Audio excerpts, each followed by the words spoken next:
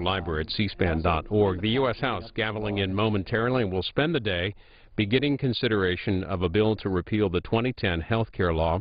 The rules governing the measure will allow for up to 5 hours of debate and no amendments. Final passage expected on Wednesday. Now live to the House floor here on C-SPAN.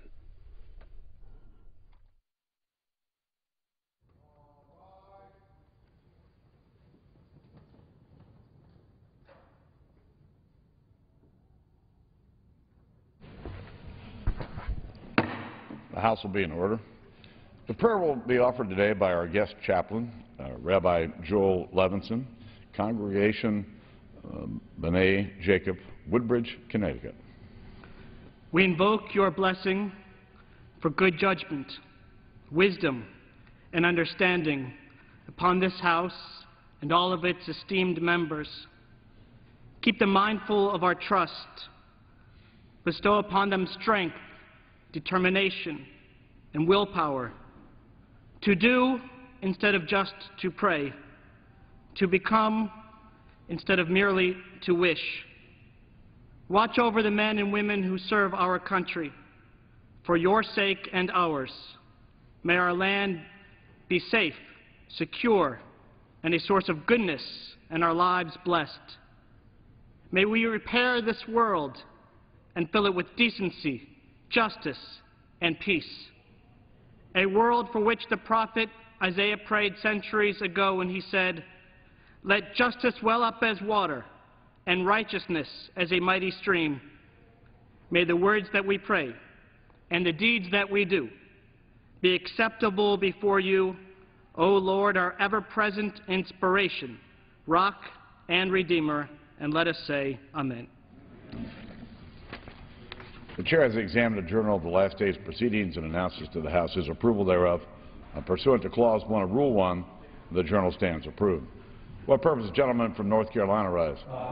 Clause 1 of Rule 1, I demand a vote on the Speaker's approval of the journal. Questions on agreeing to the Speaker's approval of the journal? Those in favor indicate by saying aye. Those opposed, no. Opinion of the Chair, the ayes have it. The ayes have it. Mr. Speaker, on that I request the yeas and nays. The yeas and nays are requested. Those favoring the vote by the yeas and nays, please rise. A sufficient number having arisen. The yeas and nays are ordered. Pursuant to Clause 8 of Rule 20, further proceedings on this question are postponed. Pledge allegiance today will be led by the gentleman from Texas, Mr. Johnson. Thank you, Mr. Speaker. Will you all join me in the audience? I pledge allegiance to the flag of the United States of America and to the republic for which it stands, one nation under God, indivisible, with liberty and justice for all. Without objection, the gentlelady from Connecticut, Ms. DeLauro, is recognized for 1 minute.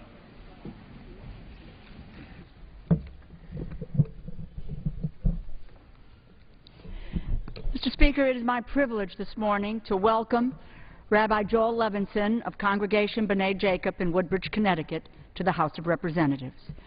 When Joel graduated from Miami University of Ohio, he thought about going to either law school or rabbinical school, but thought the world already had too many lawyers and not enough men of faith.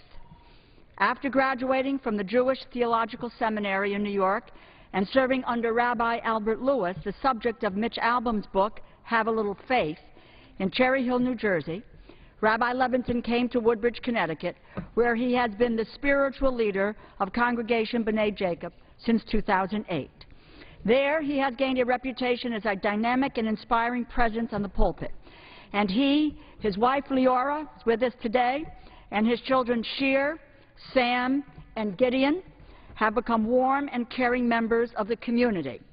We are joined by what we call the Mishbucha up in the gallery this morning, and we welcome them all today. Over his time in Woodbridge, Rabbi Levinson has been dedicated to promoting social justice and spiritual growth throughout Connecticut. And he has worked to foster a strong sense of Jewish identity, a joyful and inspiring congregation, and innovative educational opportunities throughout the synagogue.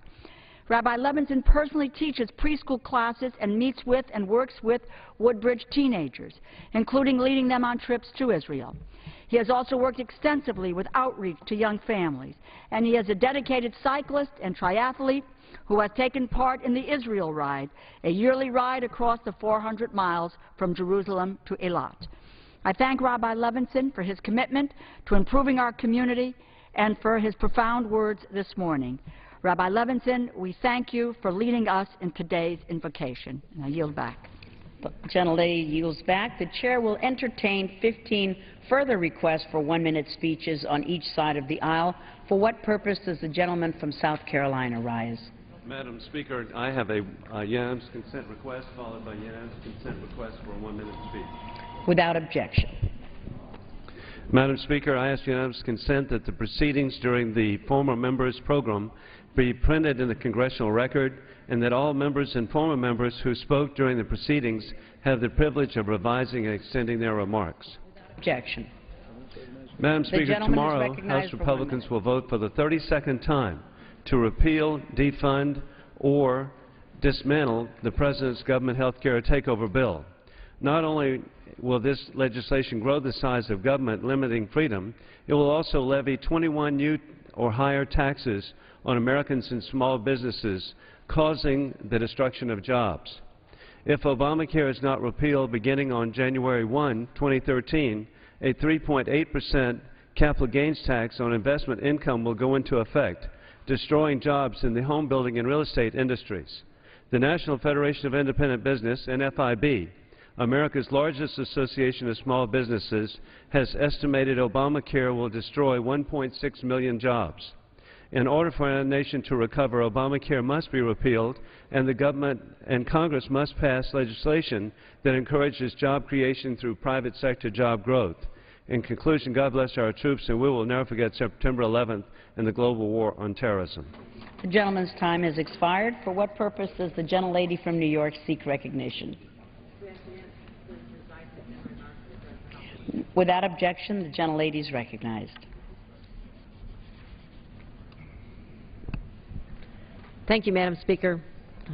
After a week of traveling my district from Lancaster to Warsaw in upstate New York, I heard one consistent message. Our constituents, particularly the middle class, they want to know their economic situation. They want to know. They're asking this Congress, are you going to extend the tax cuts that they've now enjoyed to the tune of $1,500 to $2,500 a year? That's an important answer we should be able to give them this week. Instead of looking backwards and relitigating old battles, why don't we look forward and give them the confidence they need as they're making their plans? Families all across my district are doing what I did as a mother for 15 years every summer, trying to figure out how much you're going to spend on school shopping in the fall. Are you going to be able to plan that vacation with your family? What about Christmas shopping? You're thinking about it now. And maybe you can even squeeze in enough money to go to a Buffalo Bills game with your family. Let's give them the certainty they need now. Let's work in a bipartisan way, Democrats, Republicans together. Let's enact a permanent middle-class tax cut. Thank you, Madam Speaker. I yield back to my time. Time has expired. For what purpose does the gentleman from Texas seek recognition? Madam Speaker, I request unanimous consent to address the House for 1 minute to revise and extend. Without objection, the gentleman is recognized. Madam Speaker, at this moment, Attorney General Eric Holder is going to deliver a speech at a conference in Houston, Texas. To hear him speak, media must present a valid government photo ID. I assume this is to prevent unauthorized individuals from being able to enter the auditorium. I suspect Mr. Holder will rant about Texas having a voter ID law to vote, however. You see, Madam Speaker, the Justice Department is also in court today suing Texas, claiming Texas voter ID law disenfranchises people. It seems to me the law would only disenfranchise fraudulent voters. Never mind, the Supreme Court has already upheld voter ID laws. Madam Speaker, the DOJ just ignores Supreme Court decisions it doesn't like and continues its war against Texas. Holder is inconsistent. He believes in security and photo IDs for people when he speaks, but rejects ballot security and IDs for people when they vote. Security is important. Security prevents unauthorized individuals from entering an auditorium or voting that shouldn't enter the auditorium or shouldn't vote. But the DOJ doesn't care about being hypocritical. The DOJ, Madam Speaker, is once again on the wrong side of justice. And that's just the way it is. The gentleman's time has expired. For what purpose does the gentleman from Rhode Island seek recognition? Without objection, the gentleman is recognized. Madam Speaker, last week I visited with seniors who live at Wilfred Manor in Central Falls, Rhode Island. They asked me to deliver a message when I returned to Washington. The time for fighting over health care reform has ended. Now our elected officials should work together to ensure this law works effectively and for all American families. Instead, Republicans have chosen to once again spend valuable legislative time trying to score political points. What concerns me the most is how their actions would impact my constituents, folks like Rita Manley, a senior who lives in Central Falls. Rita was recently diagnosed with cancer, and if Republicans did succeed in repealing health care reform, millions of men and women like Rita could be denied coverage based on pre-existing conditions. I urge my colleagues on the other side of the aisle to refrain from starting this debate all over again and instead focus their energy and attention to getting people back to work by taking up critical jobs legislation. I thank you, Madam Speaker, and yield back the balance of my time. The gentleman yields back. For what purpose does the gentleman from Texas seek recognition? The gentleman is recognized. Thank you. You know, last month the Supreme Court made its regrettable ruling to uphold the President's job-killing tax program known as Obamacare. While the High Court may have deemed it constitutional as a tax, Americans deem it burdensome and unaffordable. Obamacare boasts $500 billion in tax hikes, 150 new federal bureaucracies, and $1.76 or $0.176 trillion added to the growing national debt. Not to mention the massive amounts of red tape and legalese that get in the way of patients and their doctors. Before we know it, going to the doctor will feel more like a trip to the DMV, the Department of Motor Vehicles. Our tax and spender-in-chief needs to stop throwing more hard-earned tax dollars at a broken health care system and start working with Congress to implement common-sense reforms. We can make coverage more accessible, more affordable, and give Americans the freedom to choose their health care plan. Our first step is to repeal Obamacare this week. The gentleman's time has expired. For what purpose does the gentleman from North Carolina seek recognition? Without objection, the gentleman is recognized. Madam Speaker, I rise today to honor the lives of 4 North Carolinians: Lieutenant Colonel Paul K. Michael of Mooresville, Major Joseph M. McCormick of Belmont, Major Ryan S. David of Boone, and Senior Master Sergeant Robert S. Cannon of Charlotte. The 4 airmen of the North Carolina National Guard's 145th Airlift Wing were supporting firefighting efforts throughout the Rocky Mountains when their aircraft crashed on July 1. Their sacrifice reminds us of the selflessness of those who put their lives at risk to protect our lives and property. Our thoughts and prayers go out to the entire North Carolina National Guard community. We are grateful for their service and for their courage. I yield back. The gentleman yields back. For what purpose does the gentleman from Arkansas seek recognition? Without objection, the gentleman is recognized. Thank you, Madam Speaker. Tomorrow the House Ag Committee will vote on a farm bill that will give producers across our country the certainty they need to continue producing the safest, most abundant, and most affordable source of food on the planet.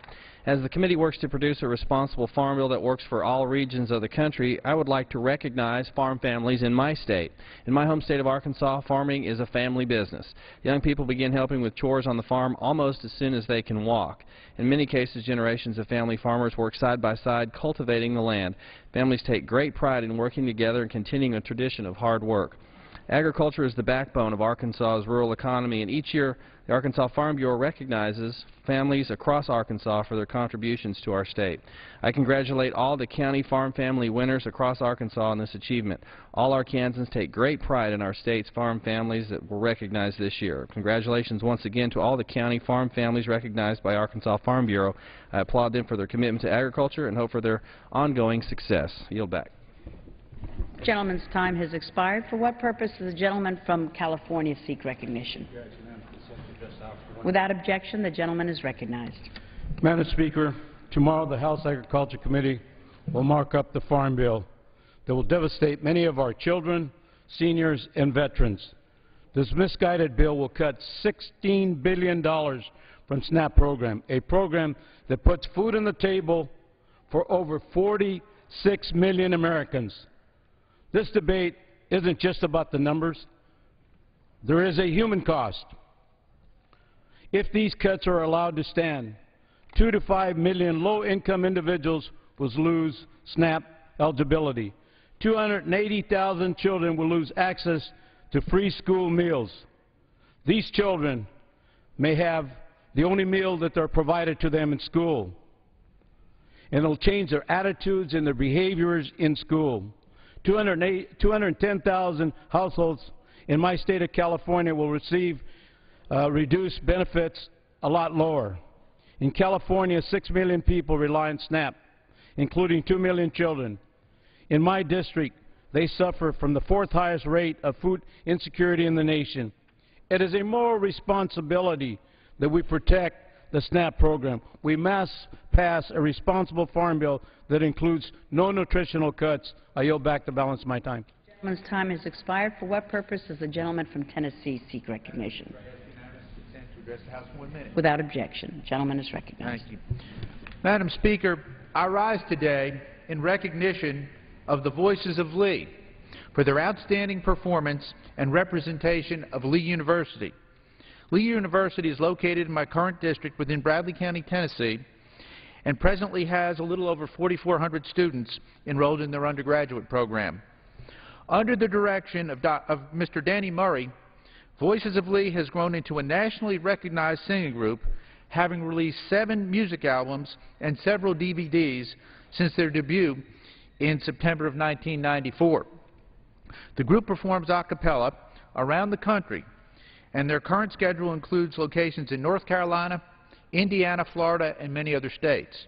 The energy and feelings placed in each and every song is a talent that deserves praise, and this talent is not easily learned. I believe that anyone who listens to them cannot hear the music without being moved.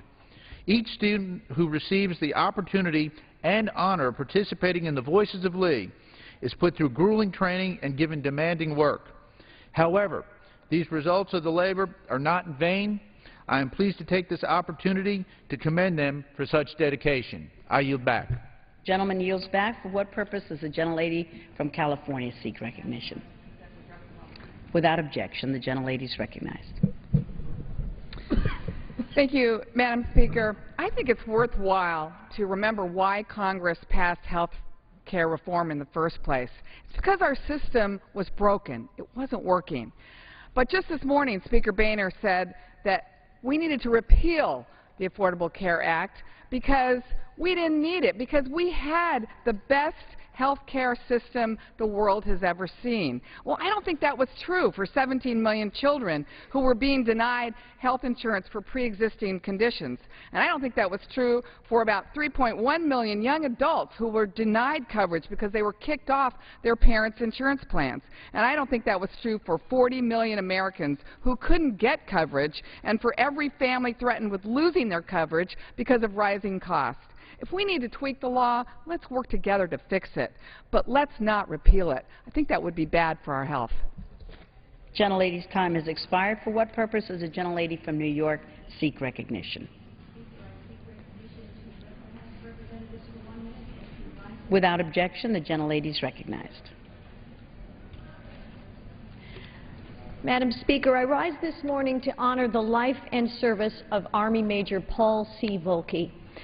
Major Volke died on June 22, 2012, in Balkh Province, Afghanistan, supporting Operation Enduring Freedom.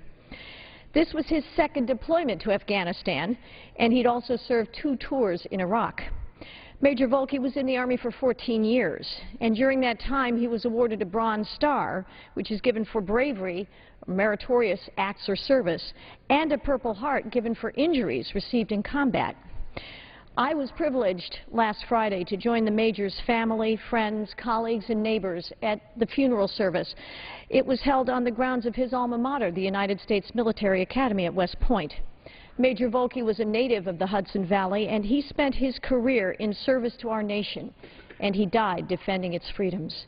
His wife, Tracy, movingly described his perseverance and dedication, and I know that Major Volke's life will continue to inspire all of those who knew him and served with him. And, Madam Speaker, I yield back. The gentlelady yields back. For what purpose does the gentlelady from California seek recognition? Consent to address the House. Without objection, the gentlelady is recognized. Thank you, Madam Speaker. As the founder and co-chair of the Out of Poverty Caucus, this morning many of us stood with advocates and faith leaders to say in one voice, no cuts to food stamps in the Farm Bill. Food stamps provided that critical bridge over troubled waters for me and my family when I was a young mother, and I thank our government and the American people for this safety net. The American people were there for me and my family when we needed it most. We need to be there for people who need it most now. Every year, several members take part in the Food Stamp Challenge. You eat for 1 week on average food stamp benefits, which is $1.50 per meal. Every member should join us in the Food Stamp Challenge this year, especially members who want to cut food stamps. You need to know what it means to be hungry. We simply cannot cut $16 billion in critical SNAP benefits. Food stamps not only feed hungry children, seniors, and veterans, but also promote real growth and creates jobs. It makes no economic sense and no moral sense to cut $16 billion from the food stamp program. We should reject these heartless cuts on the poor and get back to creating the jobs and opportunities for everyone. People would rather have a job instead of food stamps to feed their family. But until Republicans support efforts to create jobs, we have a moral responsibility and a duty to make sure that at least people eat. It's hard to believe in 2012 we are debating feeding people. Gentlelady's time has expired. For what purpose does the gentleman from Pennsylvania seek recognition? Without objection, the gentleman is recognized. Madam Speaker, a few weeks ago, the Senate Foreign Relations Committee passed a resolution condemning the government of Iran for its continued persecution of Pastor Yusuf Nadarkhani. Pastor Yusuf sits in prison for the crime of practicing his faith and wishing to raise his 2 young boys in that faith. His crime was to go to his son's school and ask that they not be subjected to Islamic indoctrination. For that, he was taken directly to a tribunal and sentenced to death by hanging. Despite years of imprisonment, his faith is held up under intense interrogation and torture. And now, the government has extended its campaign of terror to Pastor Yusuf's lawyer. Muhammad Ali Dadka has been disbarred and sentenced to 9 years imprisonment for representing the pastor. He's been pressured to confess to crimes he did not commit. The government of Iran has no respect for human rights or even of their own written laws. I'm glad to see my Senate colleagues stand up for Pastor Yusuf. The world needs to know what is happening here, and I urge the government of Iran to return this father to his wife and his 2 sons. I yield back. The gentleman yields back. For what purpose does the gentleman from Minnesota seek recognition? For what purpose does the gentlelady from California seek recognition? Without objection, the gentlelady is recognized. Madam Speaker, I rise to express my support for House Resolution 689, a resolution introduced by my colleague Rosa DeLauro honoring Catholic sisters for their tremendous contributions to our country. Catholic sisters have long been responsible for providing care to the neediest, most marginalized people in our society, whether they're feeding the hungry, clothing the poor, educating our students, healing the sick, fighting for a cleaner environment.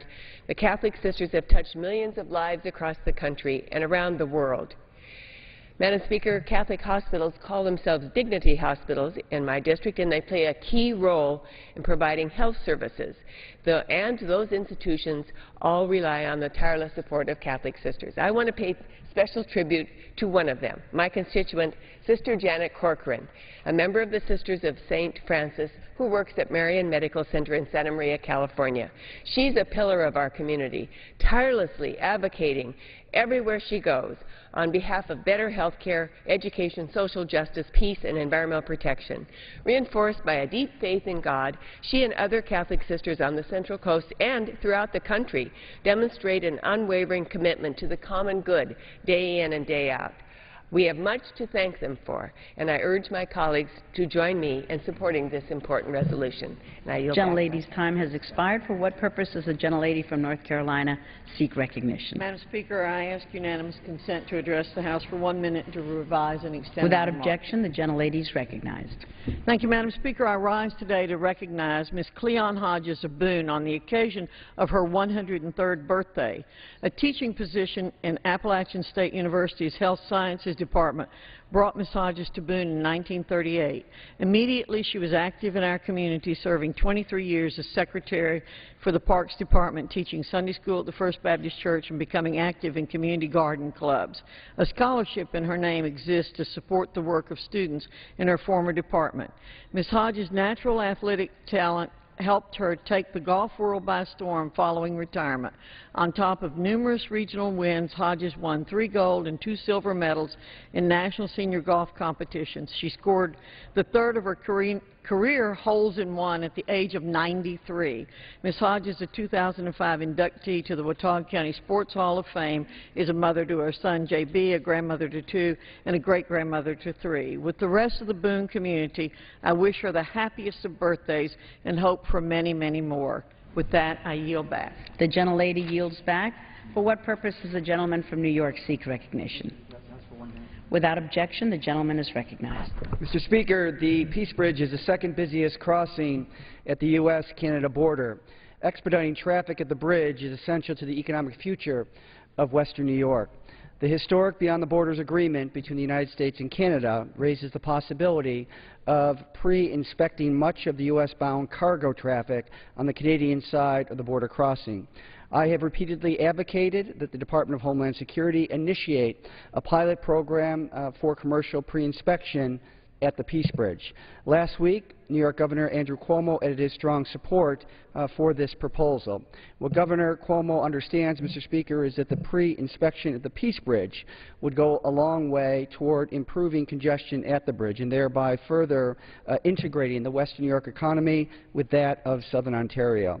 The success of the Western New York economy is undoubtedly tied to predictable, reliable access into and out of Canada. Let's take the steps necessary to open up this bottleneck. I yield back the balance of my time. The gentleman yields back. For what purpose does the gentleman from Georgia seek recognition? From Kansas. Without objection, the gentleman from Kansas is recognized. Madam Speaker, like many of my colleagues, my top priority continues to be job creation in our country.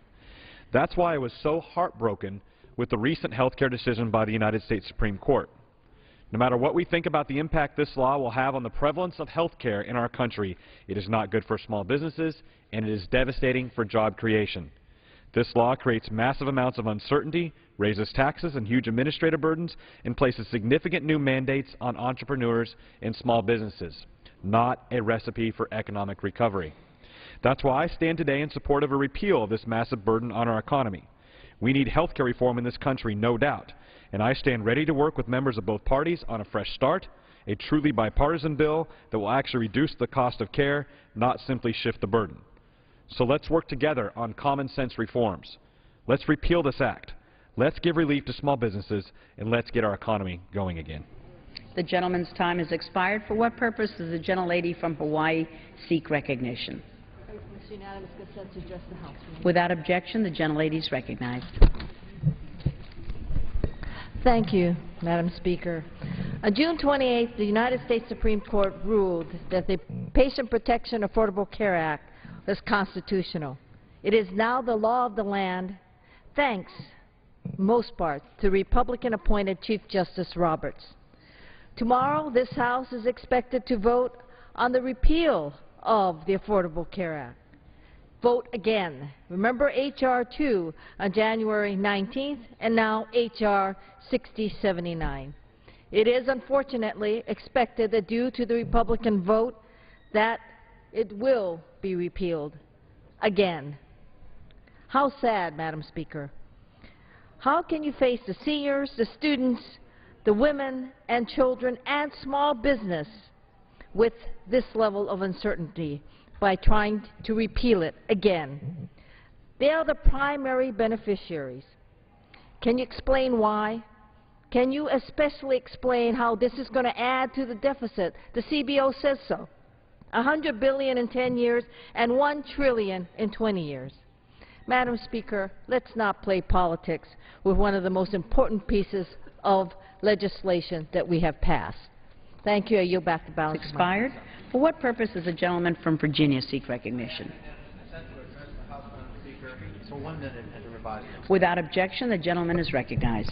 Thank you, Madam Speaker. I have 1 minute, so I have to go fast. Here are the top 10 reforms the Republicans want to repeal with their death penalty tomorrow. Discounts on prescription drugs saving seniors $600 a year. Parents offering health care coverage to their children under the age of 26. Protections from bankruptcy in the event of a catastrophic illness.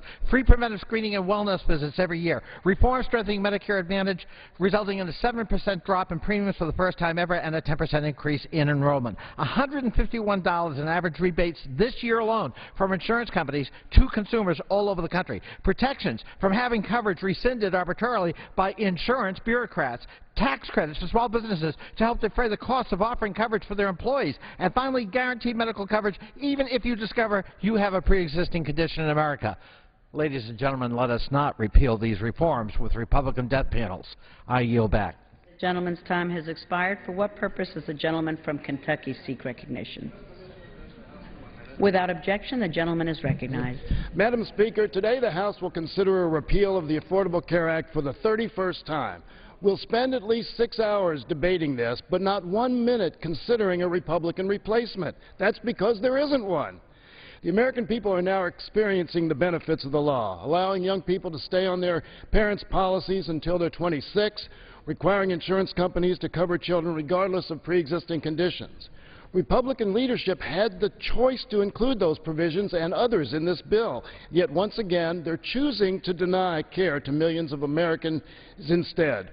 With this bill, Republicans are choosing to cut young people off of their parents' coverage. They are choosing to end guaranteed coverage for children with juvenile diabetes, autism, asthma, and other illnesses. They are choosing to raise prescription drug costs for seniors, and they are choosing to allow insurance companies to charge women more for the same policies as men. Madam Speaker, I invite any Republican in this body to come to the floor and explain to my constituents and theirs why they've made the choice to repeal all of these patient protections while offering the American people nothing in return. I yield back. The gentleman's time has expired. For what purpose does the gentleman from Arizona seek recognition? Without objection, the gentleman is recognized. Thank you, Madam Speaker. The middle class and men and women looking for work in this country are asking, where are the jobs? The Republican majority in the House will be responding once again by voting to take away health coverage to struggling Americans. For instance, instead of bringing jobs bill up or a fair taxation bill up to the floor, we will be taking away health care from a very significant and important group of Americans, the first Americans, the American Indians. By upholding health reform, the Supreme Court decision affirmed that the permanent reauthorization of Indian Health Care Improvement Act was also part of the decision. The National Congress of American Indians responded by stating this is an important step in Indian country. The permanence of Indian Health Care Improvement Act has been affirmed.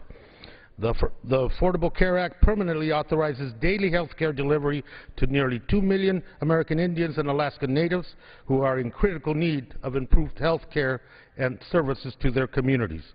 There will be critical updates, modernizations, expanded cancer screenings, long-term care, hospice care, and care for the elderly and the disabled.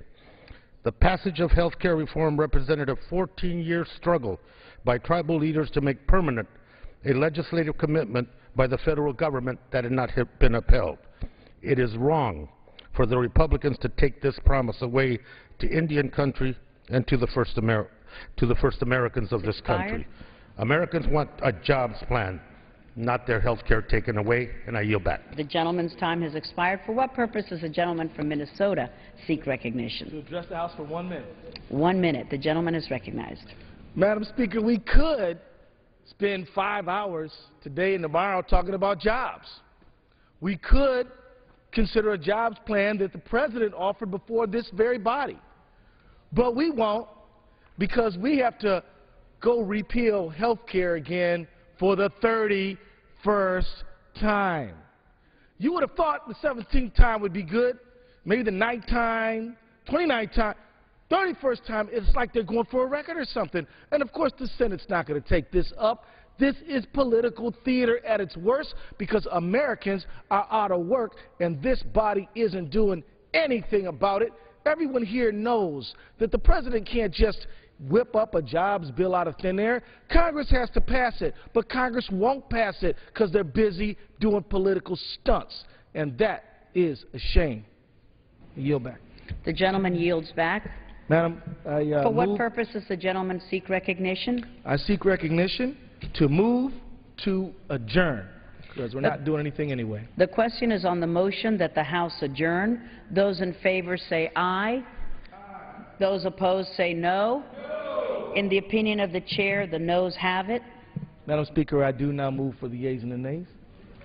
The yeas and nays are requested. Those favoring a vote by the yeas and nays will rise. A sufficient number having risen, the yeas and nays are ordered. Members will record their votes by electronic device. 15 minutes.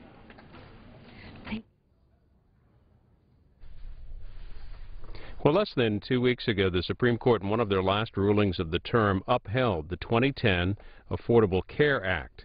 This afternoon and shortly thereafter, the House Republican leadership announced that they would schedule a debate on another bill repealing the health care law. That debate is coming up today. 6 hours overall, an hour on the rule and 5 hours of general debate, most of which will happen today. We expect final passage vote tomorrow. This is a motion to adjourn, introduced by Democrat Keith Ellison of Minnesota, which would call the body to adjourn. It is often seen as a protest vote, so designed in part to slow down the works on the debate, but in fact is likely to fail today. It's a 15-minute vote on the motion to adjourn. For some details on the debate ahead on the repeal of health care, just a short while ago we spoke to a Capitol Hill reporter.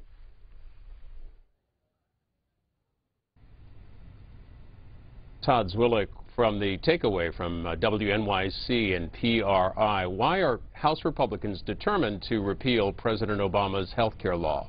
Well, it's a key election plank for Republicans. They've been fighting against the Affordable Care Act since before it was passed. They've fought against it since Republicans took control of the House last year, and they fought for a Supreme Court decision that would have repealed the law. Now, that last effort, of course, failed. We all covered it in the last couple of weeks. But even after this Supreme Court decision, which to many people here on the Hill was a surprise, upholding the individual mandate and most of the Affordable Care Act, Republicans turned right around and said we're still going for full repeal, even if John Roberts and the majority on the court thinks that the individual mandate is constitutional. We still think it's horrible policy. We think it's a job killer, a government overreach. The list goes on. And they want their members to reaffirm their position of full opposition to the president's key domestic agenda item, and that's why they're doing it. Democrats, on the other hand, are turning right around and saying Republicans are now living in the past. They're not talking about jobs. They're talking about an item that they've lost on. The Supreme Court has ruled against them. One of their guys, Chief Justice John Roberts, has ruled against them. The law is unconstitutional. In a word, get over it. You lost, and you're not talking about important things like jobs in the middle class, which President Obama has started talking about again this week, or at least the middle class. He's not talking much about jobs. So Republicans want to get on record again. Incidentally, this is the second full repeal that Republicans in the House will be voting for. They voted a full repeal when they took control of the House last year, but they've had about 30 other votes dismantling parts of this bill, funding mechanisms, regulations, pulling different threads on the Affordable Care Act. So Republicans have been voting against the Affordable Care Act over and over and over for the last 2 years, and this is maybe a bookend, yet another page. And Democrats have indicated so far, they've been keeping count of that. 31 times they've attempted to repeal. What's important about that number? Why do they keep emphasizing that? Well, Democrats are emphasizing it because they want to make it seem like Republicans are beating a dead horse, that they keep coming at this issue over and over and over again, even after, in this case, the Supreme Court has ruled against them. They want to make the point that the president spent a lot of political capital, a lot of energy on giving 30 million Americans health care who didn't have it before, reining in insurance companies who were running roughshod over the insurance market and improving parts of Medicare, the Medicare prescription donut hole that makes seniors pay a lot of their drug costs after a certain amount. This bill closes that down. Democrats have been critical of themselves over the last couple of years for not doing a better job of selling the merits of this bill. They've gotten a little better on that over the last few months, and they keep track of that 31 number to make it, well, maybe to give the impression that Republicans are so unilaterally focused, singularly focused on opposing President Obama, even when he's trying to help the middle class, that they're beating their heads against the wall here and they won't focus on the big picture. Well, that said, reports indicate that a number of Democratic members will vote in favor of the repeal. Who are they, and why would they vote against their party?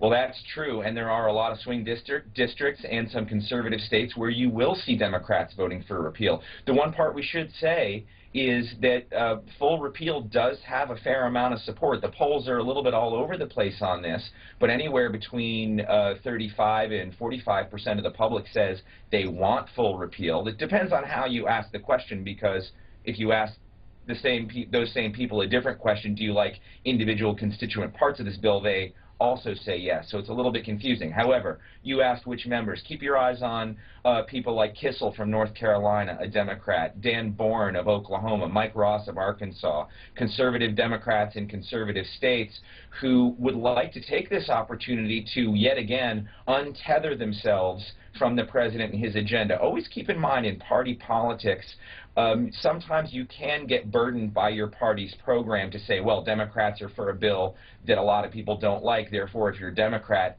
you're vulnerable. But it can cut the other way as well. It can give a Democrat like Dan Bourne, who's a conservative Democrat in a conservative state, or Mike Ross, who's a blue dog Democrat, give them an opportunity to say, I'm not in the president's pocket, I don't agree with him on everything, to vote against him and maybe bolster themselves with conservative Democrats and independents back home. Todd Zwillich of The Takeaway from WNYC and PRI, thanks for joining us. My pleasure. And initial debate on the health care repeal is still ahead. This is the Democratic motion to adjourn. It's a 15-minute vote. Still ahead is an hour of general debate and an hour of debate on the rule for the health care repeal.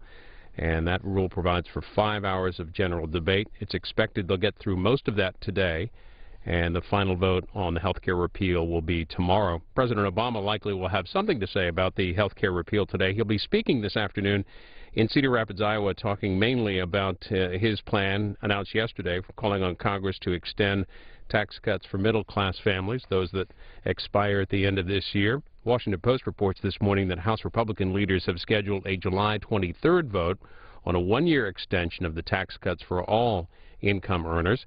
John Boehner, the Speaker of the House, spoke earlier today at the Associated Builders and Contractors 2012 Legislative Conference in Washington. He responded to the President's proposal to extend those tax cuts for the middle class while letting them expire for the wealthiest Americans. He spoke for just under 10 minutes.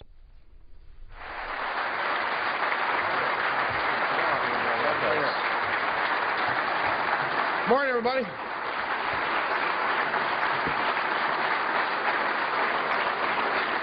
Thank you. Let me begin by thanking all of you for what you do in the communities in which you live and what you do to help get the American economy going again. You're not going to hear this much in Washington because most people in Washington never had a real job and don't really understand that you have to risk your life savings, risk capital, take out loans to start a business, to hire employees, to buy equipment, and hoping that you'll find a customer, hoping that you'll find some business. And most people here in Washington don't understand the risk that's involved in what you do to help grow the American economy. But as one who took the same kind of risk that all of you did, I just want to say thanks for what you do for our country and what you do for the communities in which you operate your businesses. Listen, as you know, I came here as a small business guy. I came here to fight for a smaller, less costly, and more accountable government. But, you know, many in Washington just haven't quite seen the light as yet. You know, the President and I, we get along just fine, but we've got some really different views about how our economy works. As a product of the free enterprise system, I'm a big believer in the free enterprise system and in limited government here in Washington. President's instinct is to meddle, micromanage, manipulate. Just look at the stimulus bill. You know, what we're seeing with Obamacare, again, is driving up the cost of health care, and that's making it harder for small businesses to create jobs. So tomorrow, the House once again is going to vote to repeal all of Obamacare.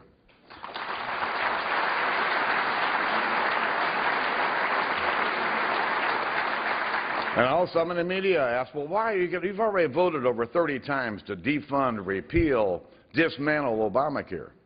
And after the Supreme Court's ruling, we announced that we were going to vote again. So, of course, the media goes, well, why? You know how they are. Why?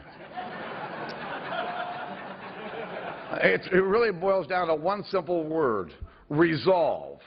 You know, we are resolved to get rid of a law that will ruin the best health care delivery system the world has ever seen. It'll bankrupt our country, and it will make it impossible to grow our economy. That's why we're doing it.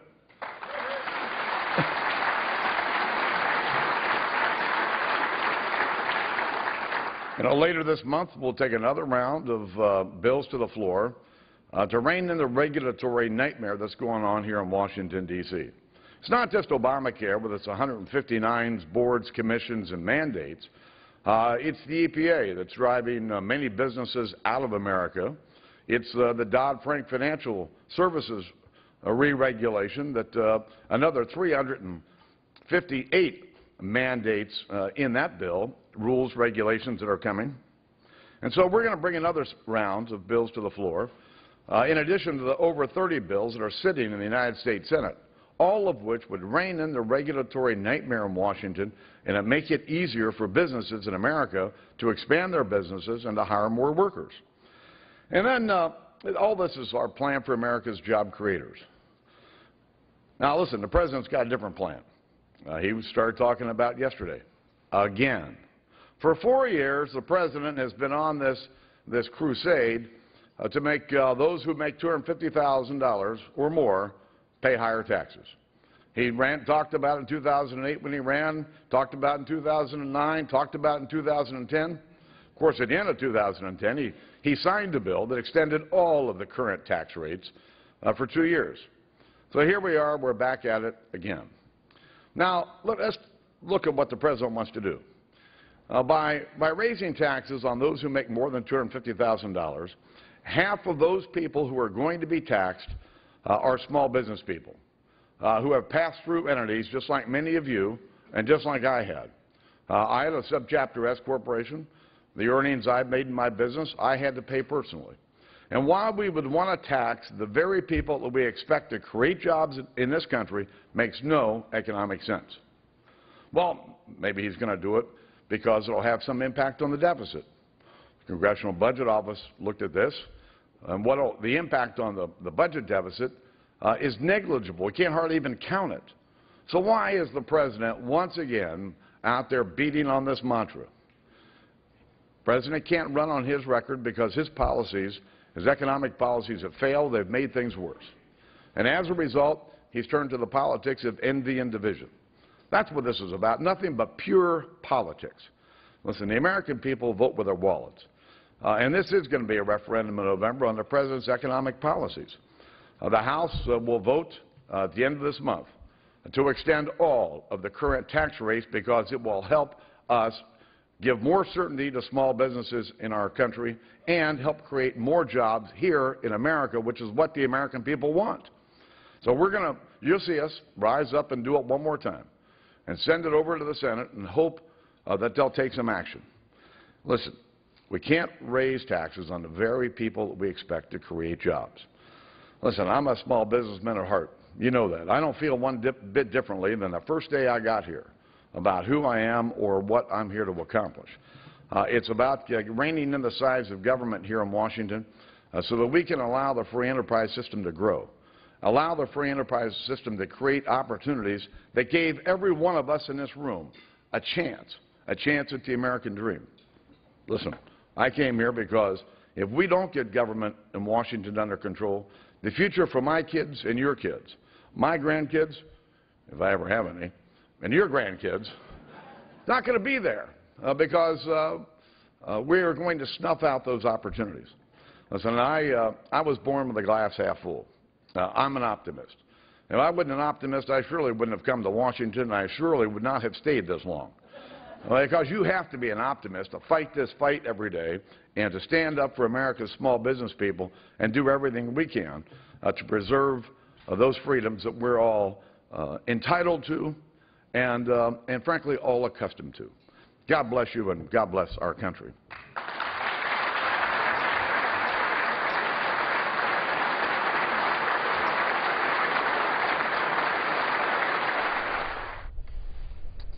Back on the House floor, the motion to adjourn offered by Keith Ellison, Democrats, saying that it's a motion to adjourn to protest the fact that Republicans continue to waste time on what will be the 31st attempt this Congress to take away health care benefits from and patient protections from millions of Americans. Instead of bringing legislation to the floor that creates jobs and would move our country forward, Republicans have done nothing to grow our economy. Part of the statement from the Democratic Whip's office on this motion to adjourn vote. Ahead, though, is up to 6 hours of overall debate on the repeal of health care, an hour of debate on the rule, and 5 hours of general debate, most of which will happen today. The speaker there talking about the repeal or the extension of the tax cuts, I should say, the Bush-era tax cuts. Republican leaders saying and telling the Washington Post they've scheduled a July 23rd vote on an extension for all those tax cuts. The president's plan would extend those for those making less than $250,000 a year. The Post saying that the president's plan would cover 98% of the working public and 97% of small business owners. The president will be speaking about that this afternoon. We'll have live coverage as he is in Cedar Rapids, Iowa this afternoon, and that'll be at 1:50 Eastern. You can follow that on C-SPAN 3 and also online at cspan.org. But on the health care repeal, Earl Blumenauer of Oregon, Democrat of Oregon, was one of our guests this morning on Washington Journal, talking about the Supreme Court decision and today's effort to repeal the law. More about health care now and other issues, I'm sure, with Congressman Earl Blumenauer, Democrat from Oregon, who's a member of the Ways and Means Health Subcommittee. Thank you for joining us. My pleasure. What do you make of this GOP effort today?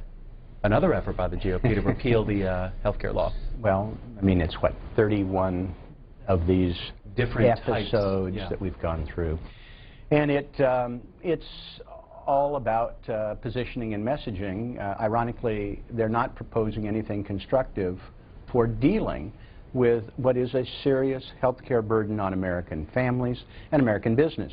Remember, the majority of health care in this country is provided by business, and it's a burden that their competitors from Japan, Germany, France, Italy, nowhere else in the world that they bear. It's also a huge burden on a number of families. We're pleased that at least we've got some certainty from the Supreme Court. We're moving forward with implementation.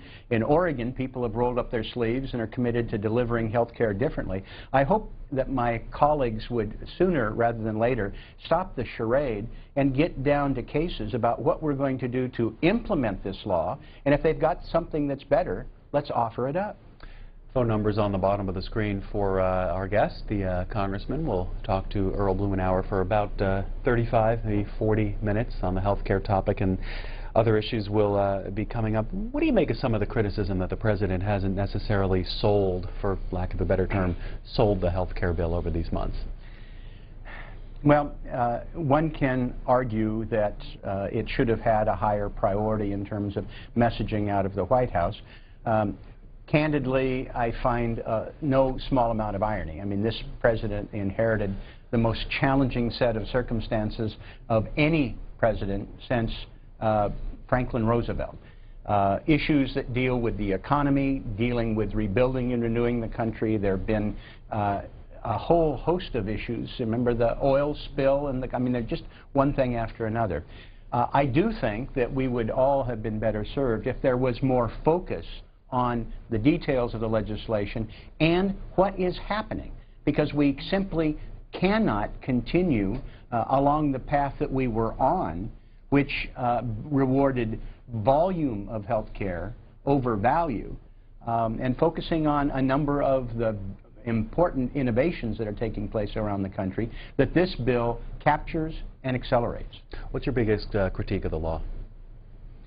Critique of the law? Yeah. What's your biggest criticism of the law? If there are two or three things wrong with it? Well, you know, bear in mind that it was passed in a form that no one person would have chosen, because the Republicans refused to legislate in the Senate. That, you know, having an opportunity for majority to rule, to amend, to move it forward. So it had to be adopted through a reconciliation process. And so we lacked the opportunity to have fine-tuned it. I think it could have been improved if they would have allowed the give and take of the legislative process. For me, the fact that we have so many of these elements that are kind of pilot projects that have been employed around the country, but I would hope that they were things that we could bring to scale and to accelerate, because the path forward to change how we practice medicine, to reward, as I say, value rather than volume, is being practiced in clinics around the country. I wish it would have been more deeply embedded in the bill and accelerated, but that was part of the compromise that was necessary because we weren't legislating. Our guest, also a member of the Budget Committee in the House, Earl Blumenauer, Democrat from Oregon, 9th term, representing the 3rd District, Portland. Camdenton, Missouri, first call. Joyce, Republican. You're on with the Congressman. Yes, I would like an answer to my question. We had a meeting here at our local hospital, a fellow trying to explain some of this 2,700-page gobbledygook. He said that we have now hired 14,000 new IRS employees who will be enforcing the penalty against people who do not purchase insurance by taking their money that they would be owed by IRS. When the IRS and these 14,000 people and their staffs do take funds from people as a penalty, does that money go into paying for their health care, or does that go into the general fund? Also, they are touting that 80,000 jobs were created last month, but it's my understanding that 85,000 people went on disability, which means those people will not be paying taxes into the health care to pay for anything. And also, no one has had the time to read the 2,700-page documents that the Republicans did try to vote on, but it was passed it was just sent through without their votes and the discussion.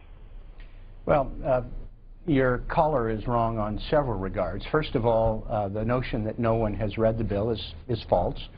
There are a number of us who actually did read it, although I find it very ironic that the people that talked about the health care bill being so complex and so long and that it wasn't thoroughly studied, the Republicans last week had a bill that was 600 pages for transportation that was available for less than a dozen hours before it was voted on the floor.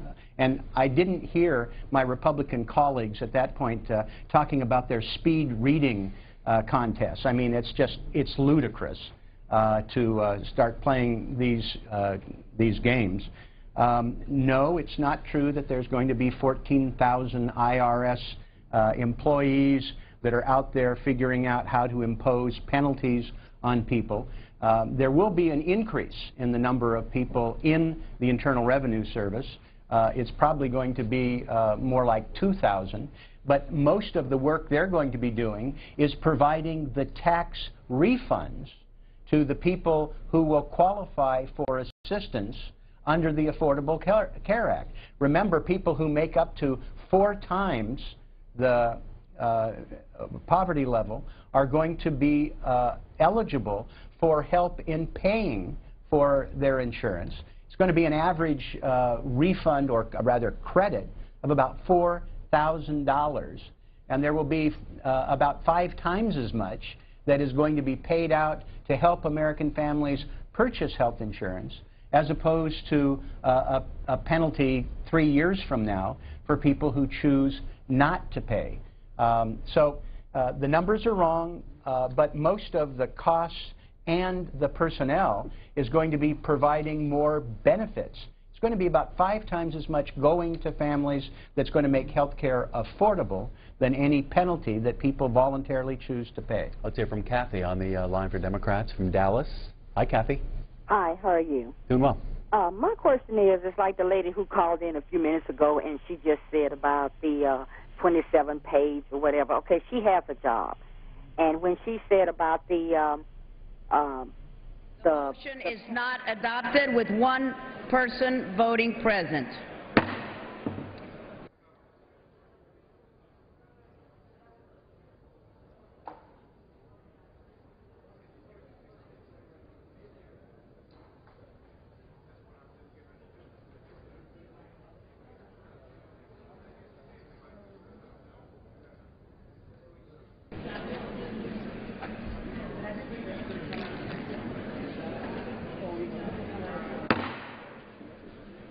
For what purpose does the gentleman from Texas seek recognition? Madam Speaker, by the direction on the Committee on Rules, I call up House Resolution 724 and ask for its immediate consideration.